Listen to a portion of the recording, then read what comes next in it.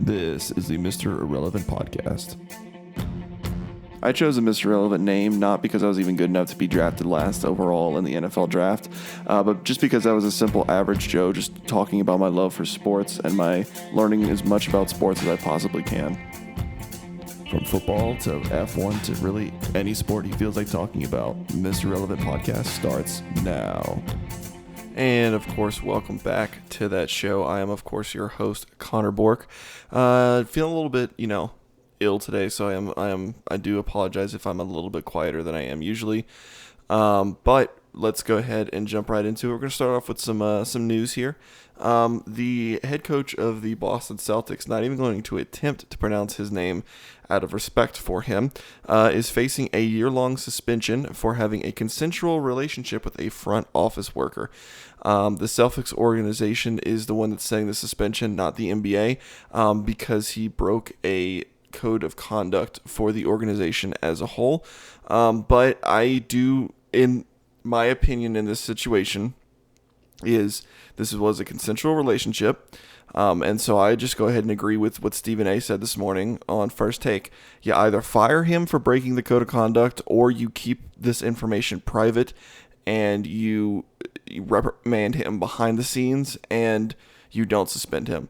Because it doesn't make much sense to me to put yourself on the back foot and take away your competitive advantage, especially on the players' standpoint, because the players did nothing in this situation. But that's just my opinion. Want to know your thoughts? Go ahead and tweet the show. All the Twitters are linked in the description and or show notes below. Go ahead and give us a follow everywhere that we are available. All those links and more are found on our Anchor page. That being said, next thing we're going to go over in the news today is Joe Hayden is going to be retiring after a 12-year long career in the NFL. He played for the Steelers and the Browns. He did sign a one-day deal to retire a Brown, and he is famous for the quote that he will never play safety even if he gets old. And he did to the very last day play corner, which was what he wanted to do from the beginning. So good for him. Congratulations on a career. Now, with that being said, we are going to get into our preview and predictions for Week 3 football. Of course, we have the Thursday night game going on tonight, and then full slate on Sunday, and then back to a normal Monday night football schedule. So with that being said, we're going to jump right into it. Thursday night, tonight, we have Steelers at the Browns. The Steelers, Mitchell Trubisky's playing an but of course you're getting the Kenny Pickett chance in Acrisure Stadium last week. Going to be interesting to see what they do with that. Matt Canada's offense is horrendous. They refuse to run the ball regardless of the fact that they have one of the best young running backs in the league currently at Najee Harris. Their O-line also struggles, so that that could be another reason why they're not necessarily running the ball. But of course, play action pass is a great way to help out a struggling offensive line.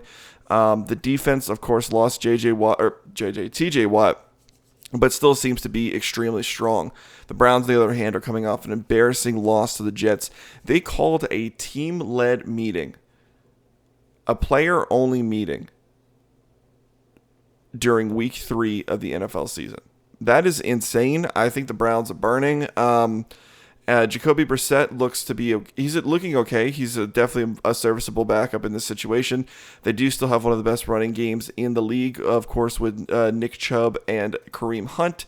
And their defense, while having a lot of star power, with the exception of Clowney, because I do believe he's out, they did lack coverage last week, which gave up that win to the Jets. I do still have the Browns winning this week simply because they have more talent on paper. But of course, we're going to have to wait and see if that's going to come to fruition. Moving now on to the Texans-Bears. Texans at the Bears. Of course, the Texans still have Davis Mills, and he does seem to be continuing to get better, continuing to develop, continuing to grow in the league. Of course, they have Brandon Cooks, and their team overall is young, but is looking to actually be decent. But I think they're surprising a lot of people. They're playing boring football, but that boring football is keeping them in games. So, I mean, do whatever pays, essentially. Of course, the Bears, you have Justin Fields, Darnell Mooney. Don't really have to go through too much. Defense does seem to be okay, but they are coming off that loss to the Packers, so maybe they're a little bit more fired up. Maybe that was just, a one-off. They are playing an easier opponent in the Texans. No offense, Texans, but I do think the Bears are going to have an easier run of it this week, but I do still have faith more in the Texans than I do in the Bears. Again, simply just talent. They seem to have a more talented team than the Bears do. Personal opinion, but I do have the Texans coming out with a win on this one. Next up, we do have the Raiders at the Titans. The Raiders, they just need more chemistry. That's something that they seem to have been lacking, not only last week, but in week 1 as well. Their defensive backs give up a lot of big plays, which is very, very concerning, obviously. And their offense overall, though, looks to be great. They just need fewer turnovers. There was a couple fumbles, a couple interceptions last week. More so the fumble that Hunter Renfrow had. No doubt in my mind that he's going to come back, be better than ever, of course. But Titans, the Titans cannot seem to get anything going on offense, really. They can't get their run game with Derrick Henry going. They can't get a passing game. Treylon Burks, who's supposed to be the replacement for A.J. Brown, he looks to be okay, but he's not a true one-for-one replacement like at all. They're two completely different players, and they don't seem to have a true number one wide receiver. So I do think that they're going to definitely struggle a lot and move to 0-3 as I have the Raiders picking up their first win of the season. Next up, we do have the Chiefs at the Colts. Now, the Chiefs, them's the Chiefs. Do I really have to say much more than that? The only thing that really concerns me is the Willie Gay suspension. But other than that, I do think that they're going to have no problem at all moving forward for the next 4 weeks. The Colts, they're still missing their weapons. I do believe Shaq Leonard and Pittman are out again. If they're not out, then they're at least questionable. And their O-line, while it seems to be one of the best O-lines on paper, does seem to be struggling. Again, it's all about that chemistry. They seem to be lacking that chemistry. So I do think the Chiefs are going to win for this one. Bills at Dolphins. Again, with these high-powered offenses and these higher-powered teams, I really have to say much. Just look at the Bills game on Monday. There's not much more that you have to say than that. I will definitely say that Stephon Diggs is going to win me this fantasy league probably by himself. So I'm super excited about that one. The Dolphins, though, Tua looks amazing. He looked amazing last week. So much speed on that offense, and it is truly fun to watch. They are coming off, of course, that big, insane comeback against the Baltimore Ravens. More on that a little bit later, and a full breakdown of that game in the previous episode, if you're curious. But I do have the Bills winning because I like the Dolphins as a team, but I don't see anything. I don't see a team really in the NFL that makes me think, I think that this team can knock the Bills off. I don't see that happening right now. So with that being said, I do, of course, have the Bills winning this matchup. Lions at Vikings. The Lions are really impressing me. Of course, you have the Hard Knocks bias that I talk about a lot.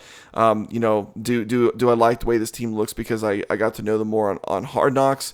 Or do I like this team more because they actually seem to have a lot of talent on their roster? I think that it's a little bit of both, but I'm starting to lean more towards or actually have talent on this roster. Their offense seems to be clicking on all cylinders, firing on all cylinders. They have an amazing run game. Amon-Ra St. Brown is him. He's going to also help me win this fantasy league. I love it when picks come together. Their defense is strong. Hutchinson had 3 sacks, and that rookie, number 44, Rodrigo, I know Rodriguez is his last name, but Rodrigo is his nickname. He looks to be incredible as well. So that defense just got stronger again. The Vikings, they had a fantastic week 1. Then they struggled on Monday night. They're coming off of a short week because they played on Monday night. But their offense, just no connections. Kirk Cousins was just throwing the ball, just trying to find Justin Jefferson, even if Justin Jefferson wasn't open. And that led to interceptions. There wasn't any pace. There wasn't any clicking. Their defense also seemed to be slow and sluggish and couldn't keep up with the Eagles whatsoever. So, of course, I do have the Lions coming out and getting a win here in this NFC North matchup. Moving along next to the Ravens versus the Patriots. The Ravens, of course, they played amazing. Let's not take away from the fact that they played amazing against the Miami Dolphins last week. Lamar Jackson, perfect passer rating, broke Michael Vick's record with an 11th game of 100 rushing yards. And then he also set the first record to have a 75-yard throw and run touchdown in a single game, but their defense just was not covering, and that seems to be a story with a lot of these defenses. You might have a high-powered offense, but can your defense cover other high-powered offenses? That seems to be kind of like the key for this season. The Patriots, I mean, nothing really positive on their offense outside of Cole Strange, who seems to be having, Bill Belichick did it again, drafted a dude we had no idea who he was out of a school. We had no idea where it is. And he seems to be playing fantastic, especially in the run game. And their defense is still good. But they also lack the number one wide receiver aspect, which is, difficult for Mac Jones. So, of course, I have the Ravens winning this one. I think that's a pretty safe bet on that front. We're going to go ahead and take a quick break here. Then we're going to go over the rest of these games. I will see you all after this quick break.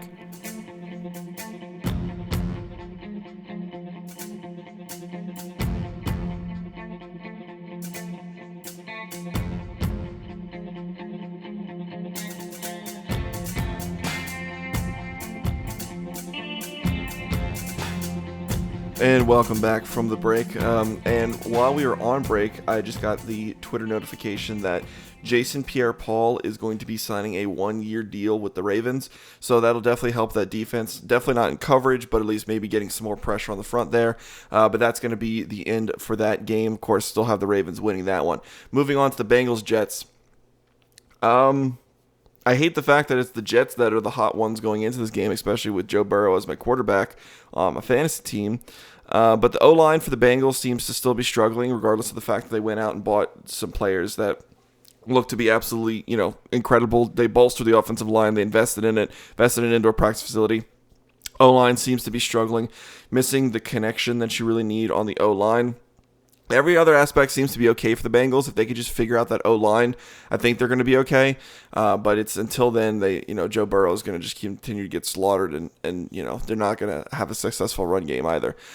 The Jets, of course, Joe Flacco leads them to an insane comeback win, a win that we hadn't seen in like 2,500 games previous before that. Garrett Wilson is him. He is here. Their defense seems to actually be decent, and they're coming off of a big comeback win, which, again, gives them that momentum. So I actually do have the Jets coming out winning simply because of that momentum. And the Bengals, they haven't shown me enough signs to say that they could win against a team that's on a run, which the Jets seem to be on a run, and hopefully they only get stronger when Zach Wilson comes back. But, of course, we'll have to wait and see on that front. Eagles at Commanders. The Eagles, looks amazing. Quez Watkins had a bit of a breakout game last week. Love Quez Watkins. He's fast. Fantastic player in Madden 22. Had a lot of fun with him in that game. But Quez Watkins is a receiver that I hope has a fantastic career and really comes into his own this season. Their defense continues to get better week by week. They continue to get better chemistry on the back end with those defensive backs.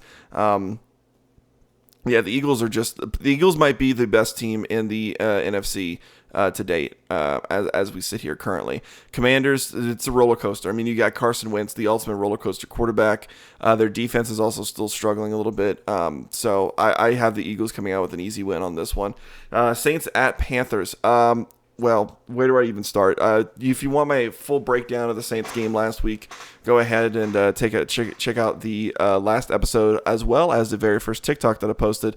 Still trying to figure out how I want to run these TikToks, especially because of my limited time as a full-time college student and part-time worker, along with doing these podcasts and other various side projects that I'm working on. So still trying to figure out how I want to run this TikTok, but look for more content there. Look for more YouTube shorts. But with that being said, last episode broke down my opinions as a Saints fan on that game. Spoiler alert, I was not happy. And I saw tweets that Jameis Winston was, and news reports that he was harboring an injury.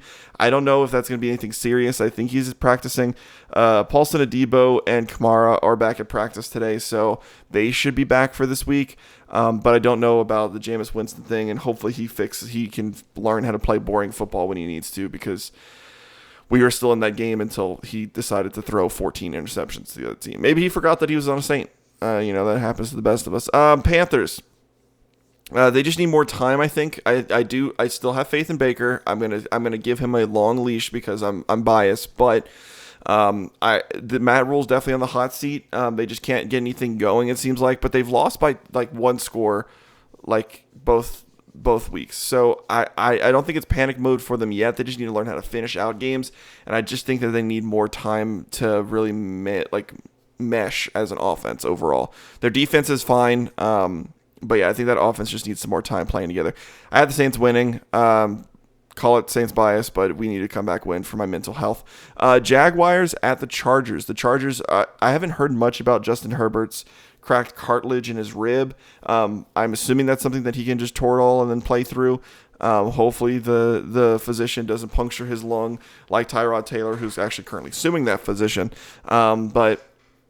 And their defense, of course, seemed to take a step up last week. So I'm going to go ahead and and then Jaguars, obviously, they look good. I mean, they beat the Colts 24-0. Trevor Lawrence seems to be coming into his own. That team seems to be revitalized, rejuvenized, whatever you want to say, but I do have the Chargers coming out and getting a win just based off of talent alone. Rams versus Cardinals. The Rams seem to be getting a little bit up to speed, still a little bit lacking, but Matthew Stafford's elbow is still a giant question mark. Allen Robinson, need to get him more involved in the offense. They still have a fantastic defense. The Cardinals got a big comeback win against the Raiders, but Call of Duty, open beta for Modern Warfare 2 is dropping. What is Kyler going to do with that information? We'll have to see. And they're still missing, obviously, D-Hop, so that's a big element there. And so I do have the Rams coming out and winning because of the Call of Duty, because of the lacking of Nuke. But, yeah, I do have the Rams coming out and getting a win here. Falcons at Seattle. The Falcons need to get Kyle Pitts and Cordell Patterson the ball because those are the only two motherfuckers on that team that are worth a damn with the ball in their hands. Marcus Mariota can make people miss sometimes, but those are the two guys that need to get involved the most. Their defense is, Seattle struggled last week. It was very obvious that they've already played their Super Bowl in that Week 1 matchup. Hopefully, they can play like they did in Week 1, recapture that energy, that vibe. But obviously, we'll have to see. But I do have Seattle coming out and getting a win again, simply because their roster I think is more talented than the Falcons, but of course, it's the any given week mentality, so we'll have to wait and see. I'm hoping that I get a better record this week than I did last week, because geez, that was a struggle bus. Packers versus the Bucks. The Packers seem to have found their chemistry with their wide receivers. Having Alan Lazard is helpful. They have a fantastic running game. Do believe it's the best in the league at the moment, and their defense seems to be much better. The Bucks, of course, are missing Mike Evans after the Saints game from last week. Brady has zero weapons to throw to this week because they're either injured or they are suspended, but they still do, of course, have a great defense. But I do have the Packers winning because of that lack of weapons on the Bucks front, at least for this week. 49ers at the Broncos. This is, of course, a Sunday night game. Man, we are flying through this episode. The 49ers, it's the return of Jimmy G. Very, very sad what happened to Trey Lance. He had a successful surgery, so hopefully he can come back, recover quickly, have a great career moving forward. But Jimmy G finished out that game strong. He's fully back. He looks very confident. Clips of him at practice look very confident. So he's back. And if Trey Lance, the guy that you gave up a lot of draft capital for, is going to get injured, I think this is the situation that you would want to have with Jimmy G still being there. And this is a fantastic way for him to go, prove that he deserves to be a starter somewhere else if they do decide to move on from him fully after this season. Broncos still struggling with game management, more so the game clock. I mean, it's embarrassing whenever your home crowd is counting down the game clock because of the amount of delay of games that you're getting. That is truly sad. They need to find chemistry. That head coach, name blanks on me, but he needs to learn clock management. He needs to learn how to call plays with a $286 million quarterback in the back. But I do have the 49ers coming out and winning just because they look so good, and Jimmy G already has experience in that offense, so I don't think that they're going to miss a step whatsoever. And then Monday night, we have the Cowboys versus the Giants.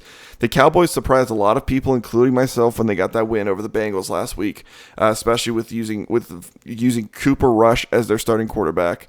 And their defense seems to still be full of absolute maulers, especially Micah Parsons. The Giants, they look to be decent. Daniel Jones is still a massive question mark. I do think that they're going to move on from him, but we're going to have to wait and see what happens to the remainder of the season. Their defense is getting better with the, Thibodeau is supposed to be coming back, unless he came back last week, but I'm pretty sure he's coming back this week. Saquon Barkley's still flying, but they need massive help at wide receiver. Kenny Galladay's taking up a massive amount of cap space, I believe like 21 mil or something close to that, and is giving no production whatsoever. So that's something that needs to be addressed. But I do have the Giants getting a win. Big rivalry game. It's in East Rutherford, New Jersey, and I think Giants fans are happy. They're 2-0. They have something to believe in, so I think they're going to come out in full force to East Rutherford, New Jersey, to MetLife Stadium. But with that being said, was a shorter episode. I do apologize about that, but again, a little bit under the weather. Got a lot of stuff going on, but a lot of good stuff, a lot of things in the works for this show and other shows moving forward. Hint. But with that being said, I hope you guys enjoyed today's episode, and I will see you all next week. Looks to have a fantastic week of NFL football lined up for us, so I hope you all enjoy, and I hope you take care. Peace.